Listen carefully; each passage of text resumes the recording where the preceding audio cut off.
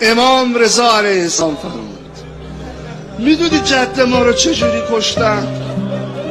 انه ذبح کما یذبح الکبش.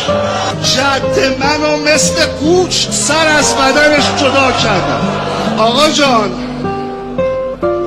چرا نگفتی کما یذبح الشات، مثل گوسفند؟ گفتی مثل قوچ. این یه تفاوتی داره. دوران جاهلیت یکی از تفریح‌های مردمی یک قوچی رو پرورشش میدادن، مثلا 5 نفر 6 نفر 7 نفر غذا بهش میدادن، پروردهش میکردن 1 سال. بس سر اون 1 سال که میشد این 6 نفر دور هم جمع میشدن، این قوچ رو میذاشتن وسط، هر کدومشو با هر وسیله‌ای که داشتن به این قوچ حمله میکردن.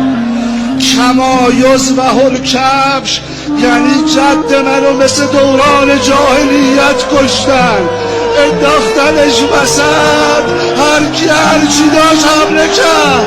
نیزه زدن، شمشیر زدن، عصا زدن، لگد زدن، سنگ زدن. اینا رو زینب کبرا از تل زینبیه داره میبین. دیگه چی دید؟ قوچ دیدی شما گردنش به راحتی گوسفند بریده نمیشه. وای بمیرم براش. محرم دورش نبود، چی کشید؟ دید و شمر جالسون علی صدر، شمر رو سینه نشسته، هرچی میخواد ببره نمیشه. اومد بیرون. چی شد؟ سنان رفت تو.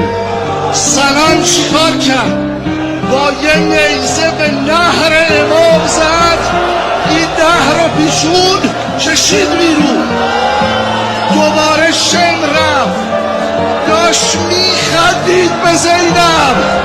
نه 1 ضربه، 12 ضربه، 1 یا غیاث المستغیثین، 2 یا رسول الله، 3 ماجدا، 12 بسم الله و بالله و علی ملت رسول الله.